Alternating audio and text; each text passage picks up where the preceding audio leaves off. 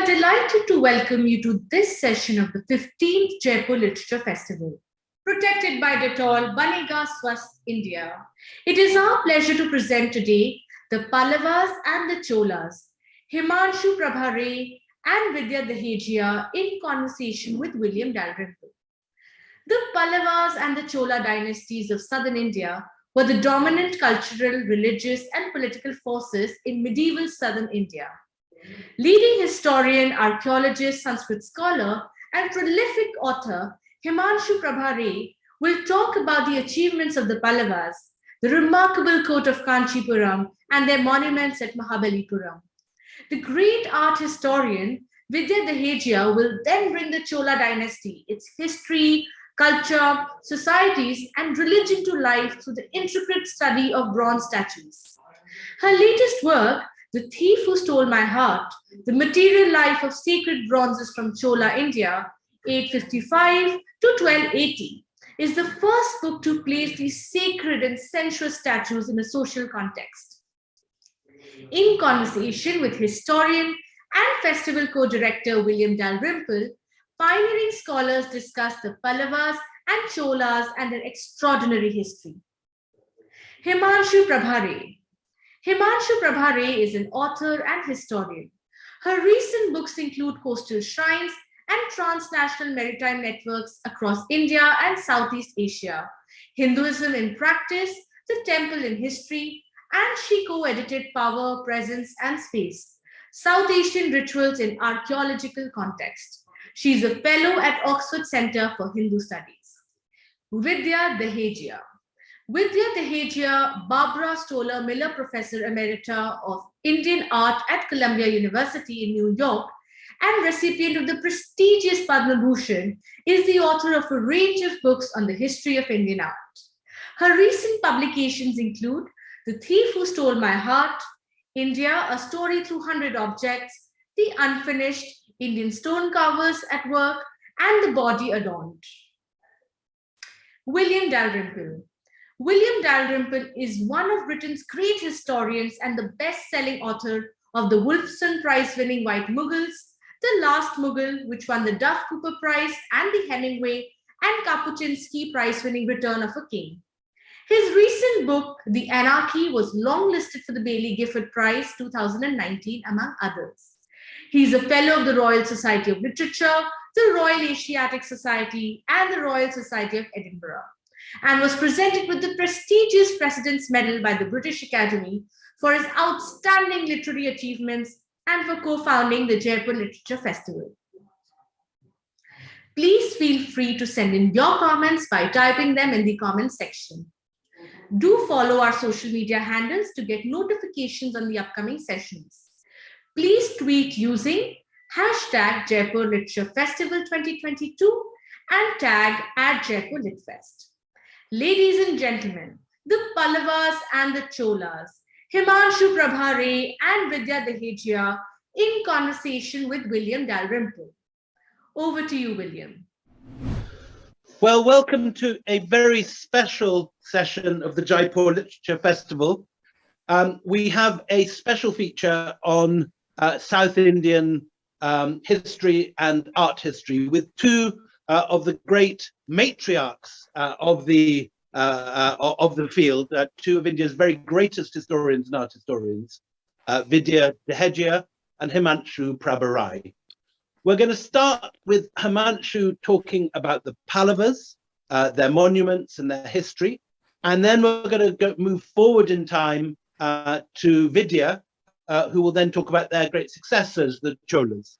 And we will then have a three-way conversation after the two presentations. So without any further ado, I'm going to give you Himanshu Prabha Ray on the Pallavas. Thank you very much. Thank you, William, for that introduction, and thank you very much for setting this up. This is something which I've really enjoyed doing, and it's also part of a larger work, as you know, that I have done. So let me start by sharing my screen and talking to you at some length about the temples. The Pallavas and of their temples and Buddhism. So these are the two issues which I thought. Pallavas is a huge, long, a big topic, and it's not something that I can do justice to in the 15 minutes that I have. So I thought I would just focus on temples and Buddhism. So roughly the outline, let me start with the outline, and let me just say why they're important and why their history is so significant, not just for the history of India, but the history of the Indian Ocean and Southeast Asia. So the period that we are talking about is the 3rd to the 9th century. There were several kings. It's a long chronology, which I will not go into, but two of the rulers who are well known as being great temple builders are Mahendravarman I and Narasimhavarman I. And so roughly in the 7th century is when the stupendous Pallava temples come up. They are often attributed to the rulers and are seen as royal temples. I will maybe talk a little bit about that a little later. But for the moment, we are looking at the 7th century, and we are looking at two sites. Mahabalipuram, which is on the coast, which is a World Heritage Site, is well known for its, not just for its temples, but also for the archaeological work that was done around it. And the second site that I will mention is the site of Kanchipuram, which is about 70 kilometers inland and was known as the royal capital. Is a site which has continued. It's known as the site of 1,000 temples. So these are the two contrasting temple sites that I thought we could talk in a little bit about. I will not go into the details of the inscriptions, but the inscriptions of the Pallavas are written in several languages, in Prakrit, in Sanskrit, and after the 6th century, we do have bilingual inscriptions, both in Tamil and Sanskrit. But what also interests me is the fact that the scripts of the early inscriptions in Southeast Asia are often known as the Pallava Script. So how did that happen? How did the Pallava Script get to Southeast Asia? And how did the Grantha, which the Pallavas wrote their inscriptions in, how did that become very important in Southeast Asia? Subsequent scholarship has, of course, questioned many of these assumptions, and has argued that rather than looking at it as a Pallava script, we should talk about South Brahmi or Southern Brahmi and not attribute it to a dynasty. This is just to give you an example of what the Pallava script looked like in Vietnam. This is an inscription from Vietnam, the earliest inscription, the Vocan inscription. That is, like I said, today labeled as in Southern Brahmi. But a point that I should make before I go to the temples is that there was a shift in the way in which royalty conceptualized not just themselves, but their role in society. And many of the attributes that the Pallavas use for themselves are attributes which become important for the kings starting from the 6th, 7th century onwards. And one of them is the king or the title of temple builder. And this is a title which the Pallavas use in their inscriptions very frequently. But I would also go a little further and say that many of the temples which we today refer to as temples of the Pallavas were there earlier. And we need to look at that a little closely. Also, the fact that the kings often used the temple as a sort of platform for display of royal qualities, of their generosity, and of their donations. So 3 issues then become important. Pallavas as temple, the kings as temple builders, patronage to Sanskrit language and literature, but of course, what happened to Buddhism? What about Buddhism under Pallava rule? So these are the 3 issues that I will narrow down on in this presentation. The picture that you see, or the image that you see on the screen, is of a coin of the Pallavas of Narasimhavarman I. And you see the lion on the obverse and the king, the name of the king on the reverse. So the earliest temple that we have on the Tamil coast, the map on the right-hand side shows you the arrow shows where the temples are, both Mahabalipuram and Saluvankuppam. Saluvankuppam is further north of Mahabalipuram, but both are south of Chennai, of the modern city of Chennai. Saluvankuppam is a Murugan temple, which was excavated by the Archaeological Survey. It's it's one of the earliest temples in the region. And what is very interesting is that it dates over a long period of time, from the 4th to the 13th century. Now, if you see the temple itself, it was earlier made of brick, and you can see the brick foundations and the construction of the temple, dating to the 3rd and 4th centuries. But then subsequently, you have granite over it, and the granite refurbishment, as it were, comes in the Pallava period during Pallava rule. And also, this is a temple which received many donations, and there are several pillar inscriptions of donations, both under the Pallavas and the Cholas. So clearly, this temple continued for a very long time. But the main site, the major site of the Pallavas, is the well-known site of Mahabalipuram. It's a World Heritage Site. It's not one temple, but it's a complex. It's a complex of 35 monuments. Again, it has open-air reliefs, which you see on the right-hand side. This huge relief of whether it's the Gangavataran or Arjuna's penance, scholars are divided. But clearly, the fascinating fascinating sculptural details are stupendous. And you see the rock cut caves behind it. And of course, there are also the monolithic temples and structural temples. The structural temple being the shore temple of Mahabalipuram. This is from a photograph of 1880s, which is now in the British Library. This is a temple which I think needs far more attention, not simply because of its architecture, but because of the fact that it's located on the seashore. And it's why would a temple be on the seashore? And what does this tell us about Pallava engagement with the ocean, with the waters of the sea? There are two temples here. The larger one is oriented towards the east, towards the ocean, whereas the smaller one faces inland.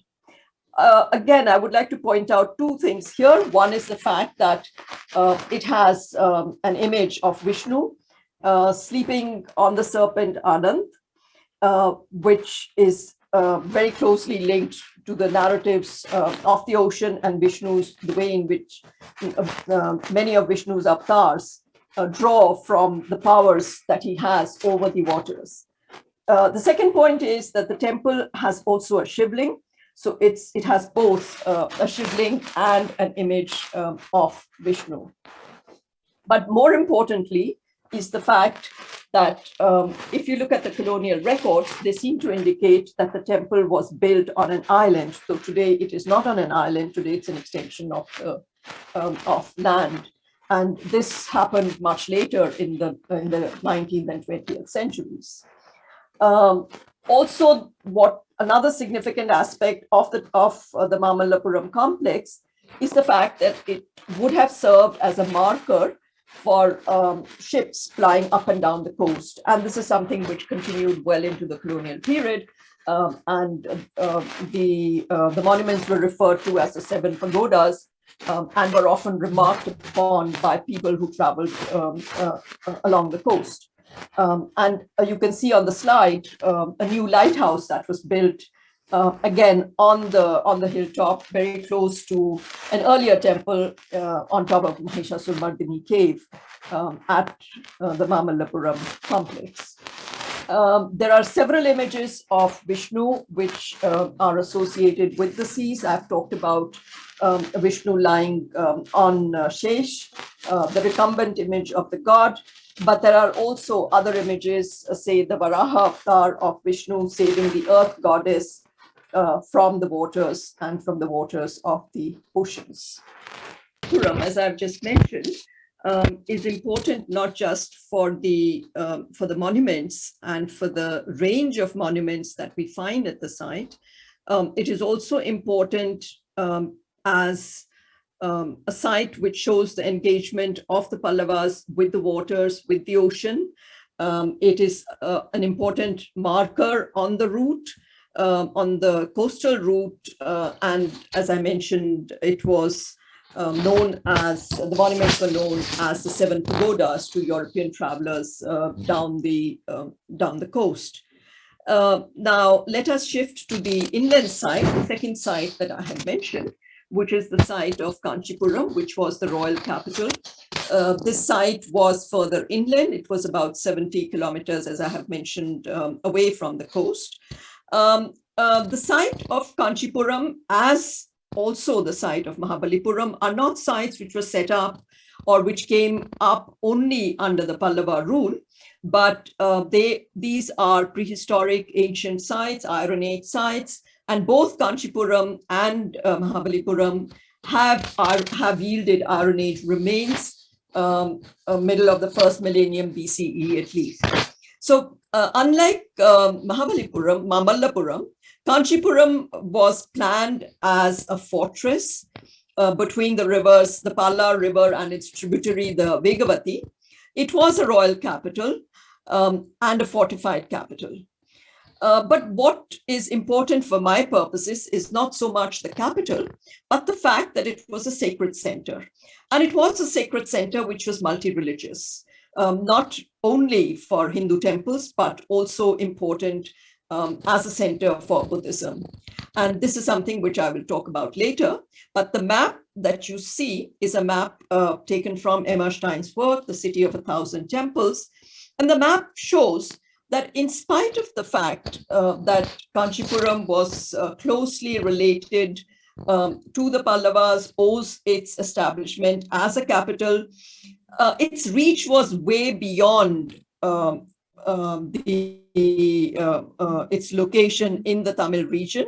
And the dots and the red line that you see on the screen shows you the pilgrimage route which connected the temples of Kanchipuram all the way up north to Tirupati in Andhra.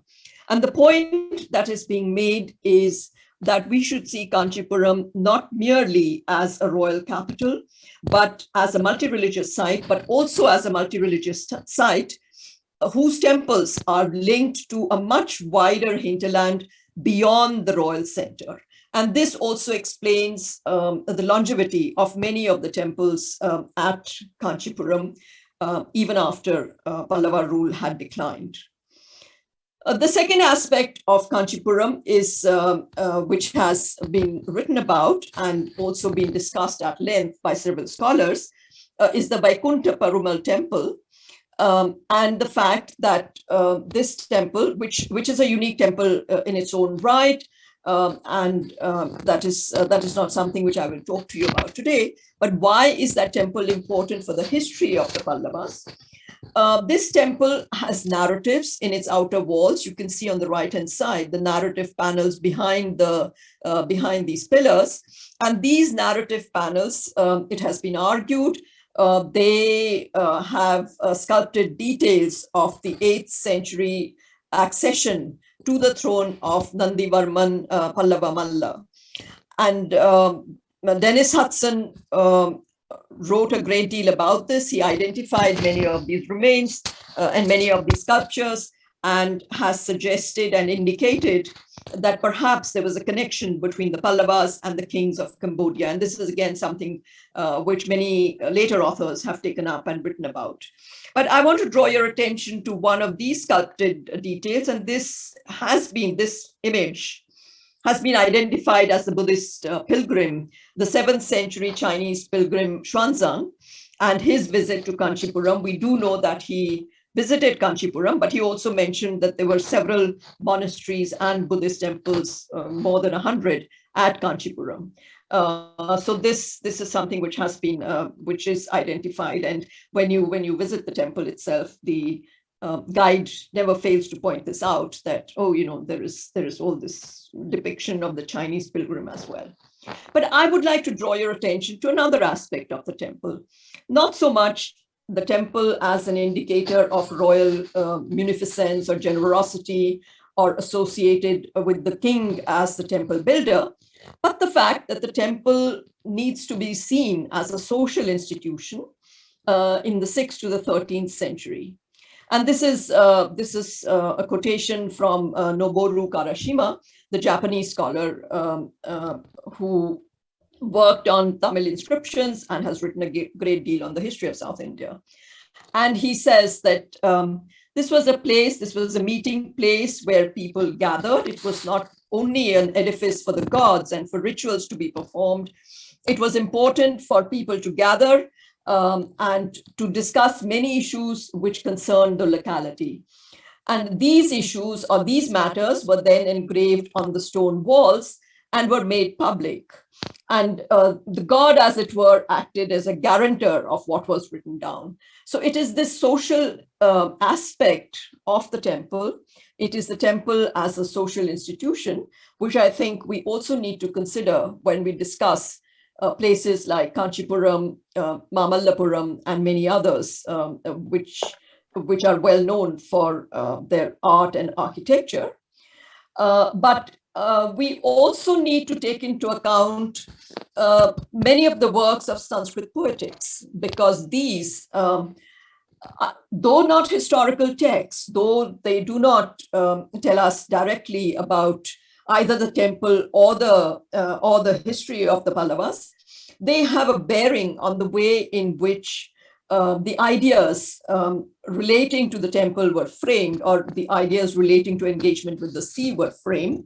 And one court poet particularly important during the Pallava rule was Dandin, who came from an illustrious family of Sanskrit scholars. His grandfather was also a court poet, but then they lost their position when the Pallavas were ousted out by the Chalukyas. But two of his works are very important for understanding the role of the Pallavas, not just as promoters of Sanskrit language and literature and poetics in particular, but also the whole engagement with the sea.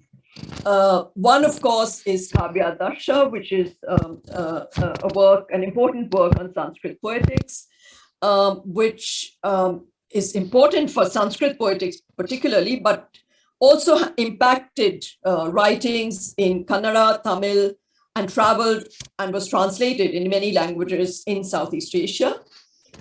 The other is the narrative of Dashakumar Charitam, which is a narrative of 10 princes and their adventures and travels and what they did and how they were shipwrecked and saved, and the various places they visited.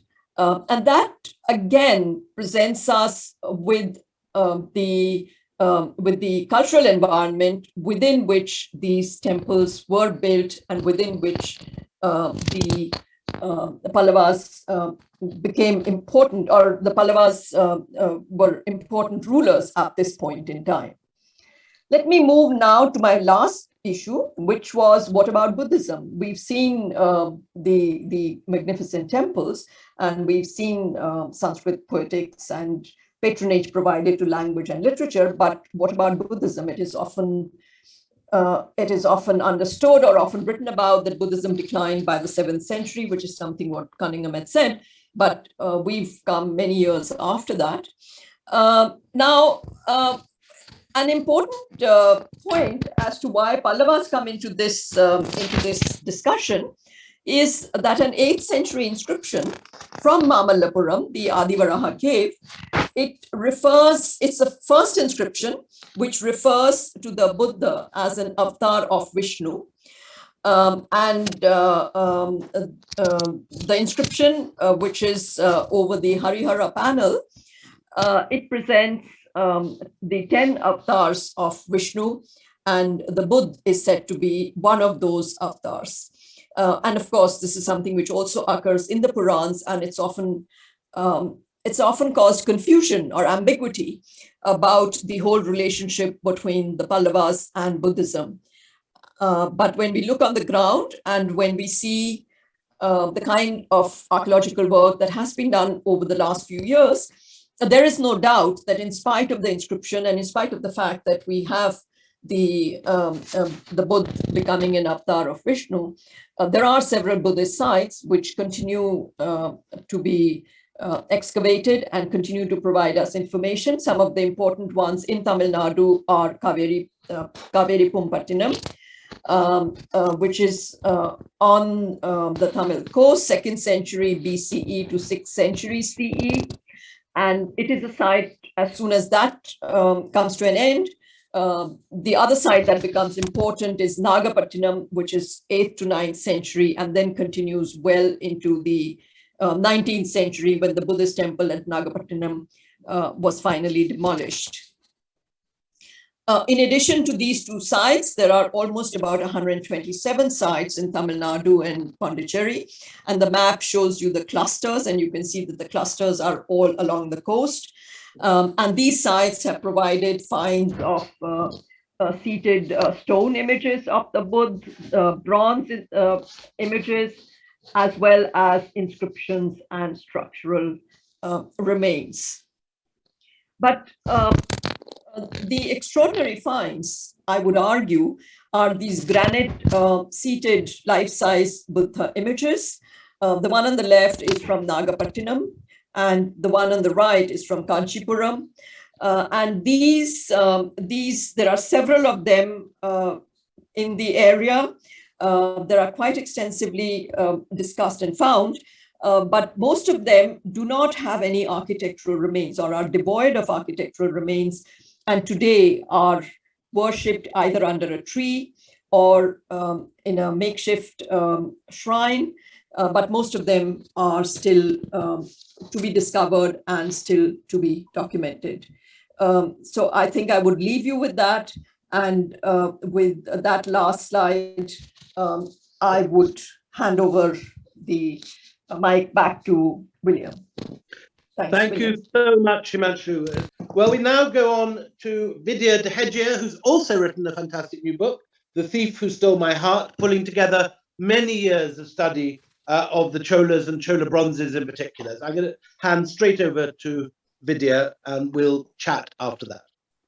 I'm delighted to share a panel with Himanshu Ray, whose work I and all of my students have shared over the years. Turning to the Cholas right away, I can't help but start by commenting on the sheer physical beauty of Chola bronzes and delighting in that beauty. It is, as you can see, implied in the title I chose for my book. And the cover detail that you see evokes the verbal picture of Shiva as the thief who stole my heart, conjured up by child saint Samandar. Yen Ullam Kavar Kalvan is the refrain of every verse of his first hymn that opens the entire Tevaram collection of Tamil hymns.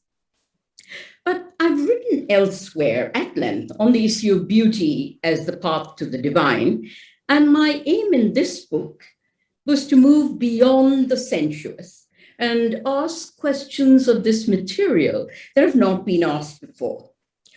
I wish to treat the bronzes as material objects that interacted in meaningful ways with human activities and with socioeconomic practices and religious practices.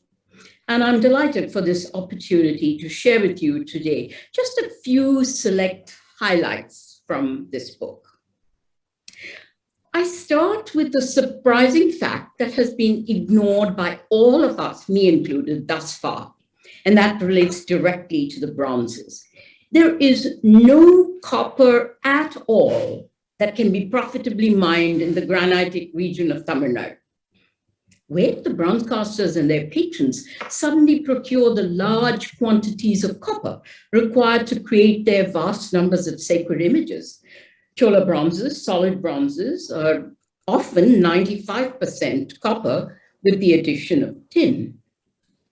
A Nataraja image generally weighs in the region of 250 pounds. I calculated a requirement of 200 tons of copper needed in just the 3 districts of Trichy, Tanjavur, Nagapattinam. Another estimate, somewhere around 3,000 images of dancing Shiva were created during the 4.5 centuries of Chola hegemony, and a comparable number of images of other manifestations. Each temple had its entire range. Each image of Shiva, for instance, was accompanied by its own image of Uma. That is, a single image didn't stand in as the consort of each manifestation, meaning that much more copper. Could Sri Lanka have been one of the sources of copper for Chola bronzes? My Sri Lankan colleagues in the field of archaeology and metallurgy indicate that for over 1,000 years, that is from the early centuries BCE, copper with a telltale trace element of cobalt nickel had been extracted in the Seruvilla belt, which extends from northeast of Polonnaruwa towards the port of Trincomalee, unfortunately not marked on this map, but a diagonal. Sri Lankan scholars are positive that the copper was exported, but they have no idea where it went. Could one of their export regions have been nearby Chola territory? And what were the circumstances that permitted the creation of so many temples and such large numbers of exquisite bronzes? In those same 3 districts of Trichy, Tanjavur, and Nagapattinam, there are 311 temples. And these temples were built and the bronzes were created despite the constant warfare that the Chola monarchs undertook to retain and expand their empire, both north towards the Rashtrakutas and south, the Pandyas and Sri Lanka. Inscriptions indicate that rice was the measure by which wages were paid to temple employees. Rice was the measure by which goods were bought in town markets. I'd say that if ever there was a kingdom that rose to power on the basis of agriculture and irrigation, it is the Cholas. And their innovative irrigation system, channel system, which was established well over 1,000 years ago, is still in use today. And except for the sluices, automatic sluices put in by the British, it is exactly the same waters and the same directions in which they flow.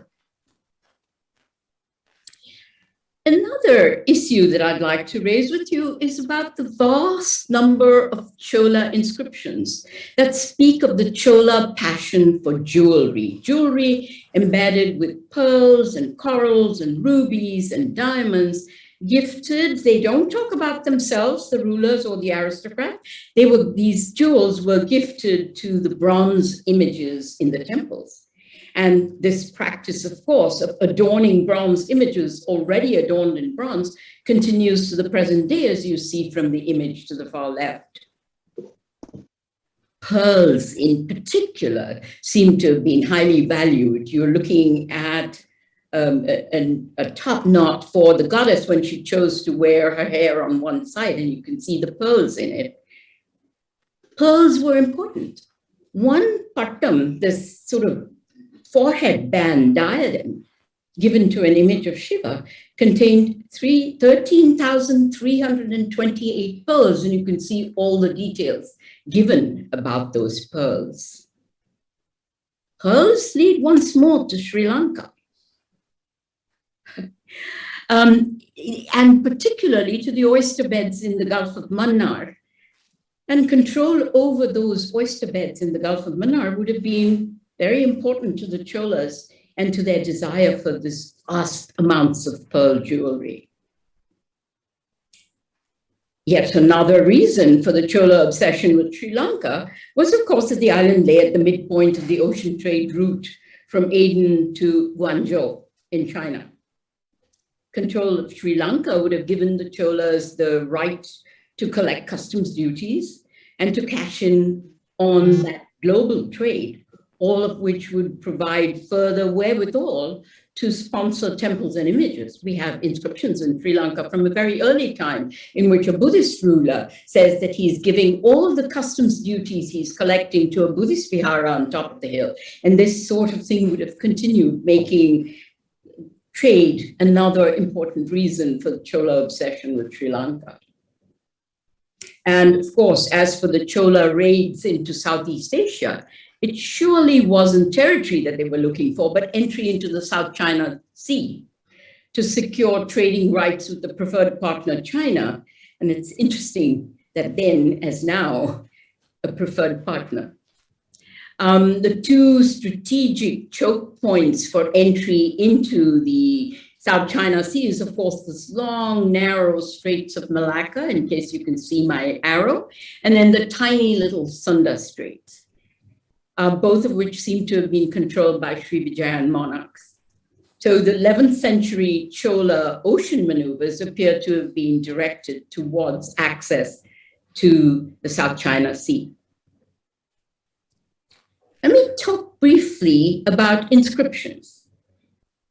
An estimate of 13,000 Chola inscriptions is probably somewhat of an understatement.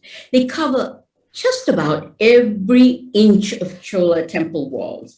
They run across attached columns, they run around sculpted images, they run along base moldings, they are everywhere. It's something done by no other dynasty, north or south, in this like manner. Neither the Pallavas nor the Vijayanagar rulers. Of course, they all had their inscriptions, but not in this extraordinary manner. They even put their inscriptions on grill windows. Inscriptions were among them one of the items that helped focus my attention on the Saptasthala, the sacred seven, that I consider to be the original group of temples built early during Chola rule, and within walking distance, a day's walking distance, a long day's walking distance of their newly established capital of Tanjavur. The temples have been largely ignored. They have been uninvestigated as a group, and no one has studied the numerous inscriptions, no serious study of their inscriptions. And I believe that their inscriptions reveal the involvement of Aditya Chola. There are two inscriptions, for instance, at the Netanam temple. One is of Aditya himself, who conferred honors on his military general, Vikiana. The other is of his son, Prince Kanaradeva. And there is a third inscription in one of the sacred seven of a woman named Kadamba Vitari, who identifies herself as the Tadi, or the sort of foster mother, for want of a better word, of that Prince Kanaradeva. And in addition, Adityapuram is the name of the market town mentioned in the inscriptions in this temple. To me, these are strong pointers to the fact that the Netanam temple was definitely built during the reign of Aditya Chola. Possibly it was built with his blessings, if not by him. So I think we need to review Aditya Chola's temple building activities. If I had the time, I would go on to talk to you about the involvement of other early Cholas in this group of temples. Three sons of Parantaka, Arinjaya, Uttamashili, Arikula Kesari, leave their inscriptions in this septad of temples. And then there is the Tadi of Emperor Parantaka himself, who leaves an inscription here. So what I have uncovered when I have been looking at these inscriptions is just the proverbial tip of the iceberg. The inscribed documentation is everywhere. And it's fascinating that when the person who's inscribing the inscriptions runs out of space, they do run out of space. They then have to move to the enclosure wall or to the gopuram, but then they tell you exactly where to look for the completion of that inscription. It will say, for instance, look on the south wall of the mandapa, on the Kumuda molding, or on the Jagati molding to find the rest of this inscription. Dancing Shiva is perhaps one thing that I do need to very briefly at least refer to. It is, of course, the quintessential icon of South India.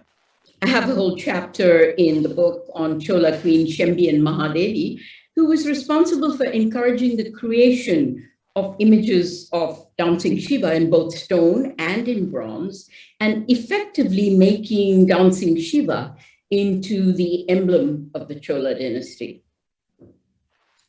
If you wonder why I don't use the word Nataraja here, it's not just because Nataraja is a Sanskrit word and I'm focusing on Tamil, but it's because Nataraja was a name unknown, utterly unknown during the Chola period. The first time it appears is in the 13th century in a Pandya inscription. Inscriptions refer to dancing Shiva by a series of Tamil names, and as I read them in Tamil, you could, if you wish, follow them top to bottom in the white English translation. So inscriptions call him Manikya Kuttar, Arahya Kuttar, Kuttadun Devar, Kuttu Perumal, Kuttu Nayakar, Adavallan, Adal Vidanga Devar, Arbuda Kuttar. No Nataraja till the 13th century. I will end where I started, which is with the beauty of Shiva, with child saint Samandar's first hymn, which, as I mentioned, is the hymn that opens the entire Tevaram collection of South India.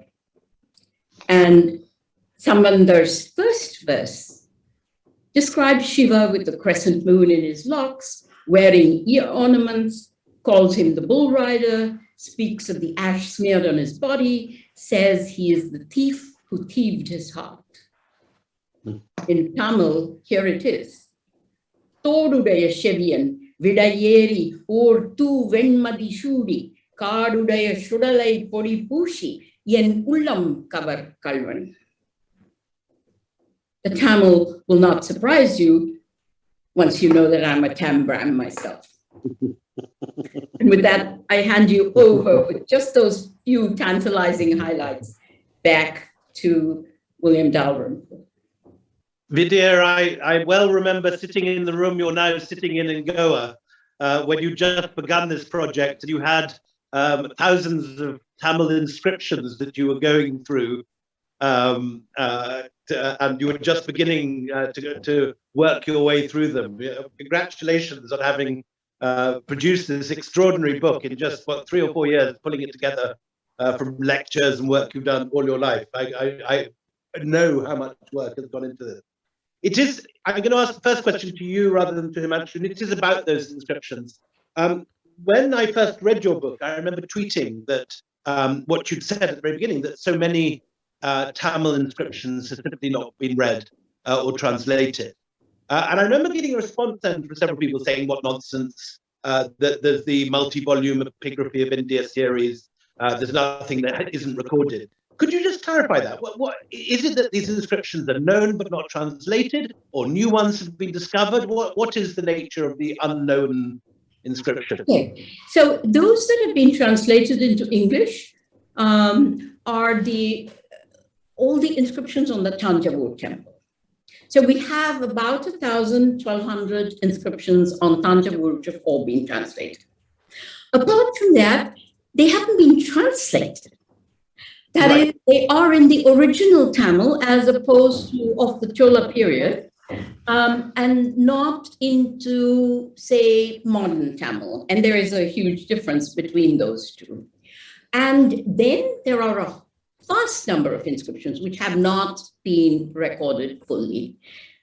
These are the inscriptions which are in the Mysore Epigraphical Survey.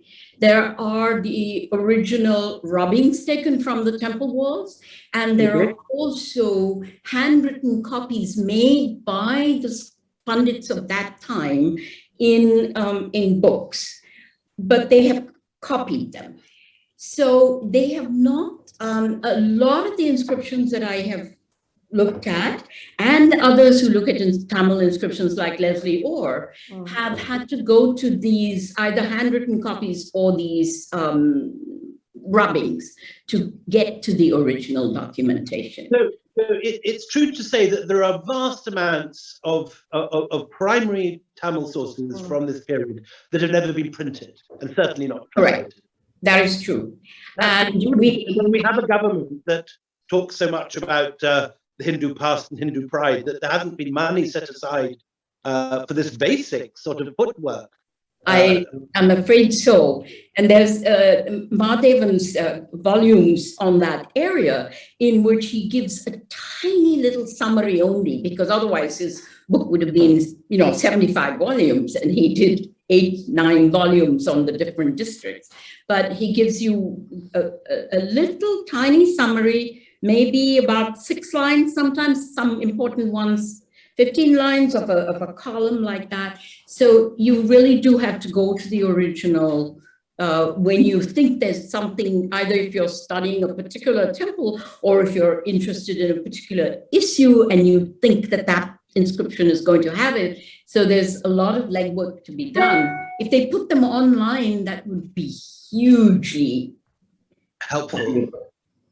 I remember the same when I was starting work on the East India Company. You have these multi-volume books that look very definitive about the early letters from the company, but it turns out that they're summary, and that the original in company hand, which is this lost script, and no longer in use. You have to go to the British Library and sit there and copy them all out, and it's a very painstaking process if you want to go beyond that. On the other hand, presumably this means for you and Himanshu that this is a field which is still full of possibility of new material and new discovery and reworking all these subjects. Again, I've just finished Himanshu's wonderful book on coastal shrines, but it really reworks so much of the field. I was particularly struck, Himanshu, by when you said that Mahabalipuram you thought actually may not have been a port. I thought that was one of the basic facts of Pallava history, that Mahabalipuram was the port where all these boats sailed in, and you said it was a marshy island and may not have actually had a harbour. Is that true? Yes, and I would argue that a lot, how should one put it? A lot of the ancient history that has been written within certain frameworks. And certainly the socioeconomic framework of, trade, state, has been quite dominant. And if you actually look just what you were talking about earlier, that people talk about Tamil inscriptions and they all be there. But if you actually go into detail, you find that most of these references to trade are based on mention in a poem where, but if you delve deeper, then fine, yes, the poem says, oh, the ships were coming and, they were there and they were bringing these commodities. But then if you go to the site and then you say, okay, now where is the port? What does a port mean? Where is the, where is the structure? Then there's nothing there.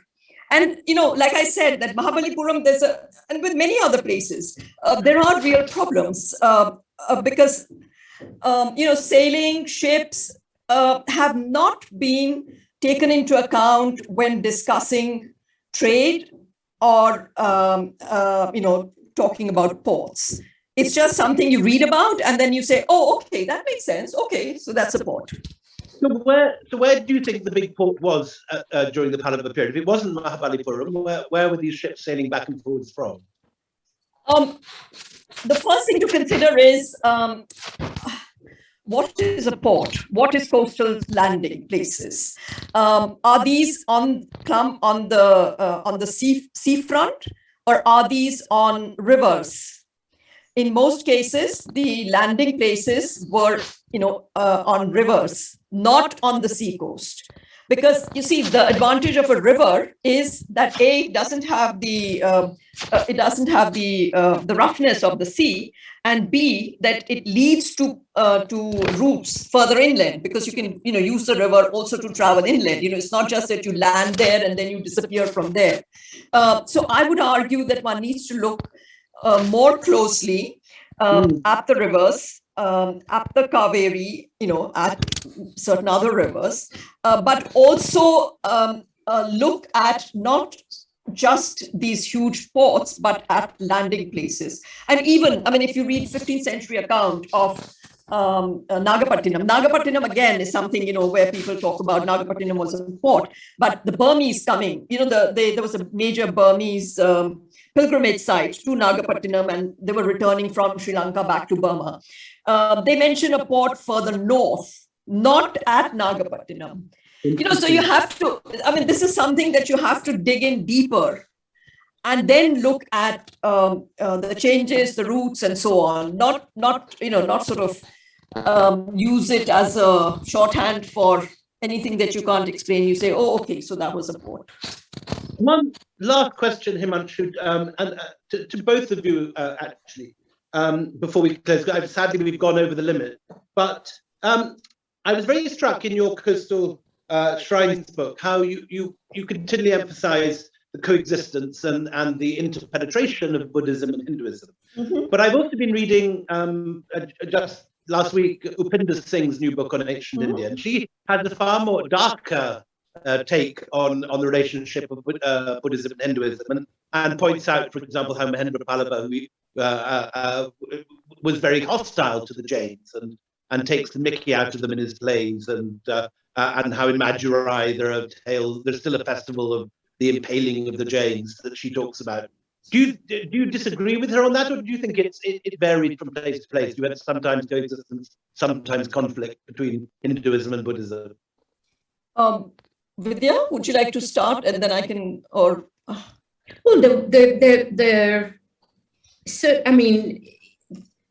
the Shiva followers, particularly, also the Vaishnavas, were certainly anti the Buddhists. You've got Child Saint Sambandar, whom I quoted. He does say, he talks about those, erring Jains and those foolish Buddhists. So there is that sort of a thing. But when you look at the monuments that have survived, there was much more strength to Buddhism and Jainism than the saints would sort of have us believe. And Buddhism particularly, Jainism too. Jina Kanchi is there. Mm-hmm. The whole exactly. Yes. Right. They survived well for quite some time, quite late. And in fact, I've got a 17th century image, which shows you that up to the 17th century, they were making Buddhist images still. So it was there in South India, particularly. In the north, it may have been a slightly different trajectory, but in the south, I think those faiths survived with immense power. And in Karnataka, there's Jainism, and Jain remains are amazing into a later period. So, Hinduism might have fought them, but it certainly, they certainly survived well.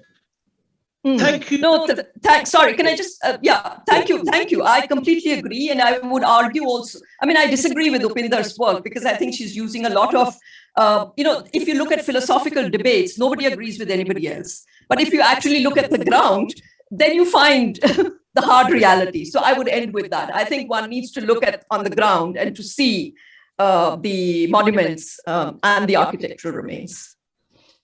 Thank you both so much. It's been fascinating having you together, both because your work sort of interplays with each other so much, the art history against the archaeology, but how both of you also are reaching out to, in the case of Vidya, to Sri Lanka, in the case of Himanshu to Southeast Asia, and this sensation that we have that South India was as much part of that world across the Bay of Bengal as it was to North India. It's just something which we often forget when we are trapped within our national boundaries today and think in terms of national boxes rather than the realities of the time. And also the sensation we get from both of you that this is a field which is expanding, in which everything is up for questioning, and which there is a whole lot of sources which haven't even begun to be looked at. And that's a very exciting thing, that South India in particular seems to be a field which is moving forward very, very fast. So thank you both.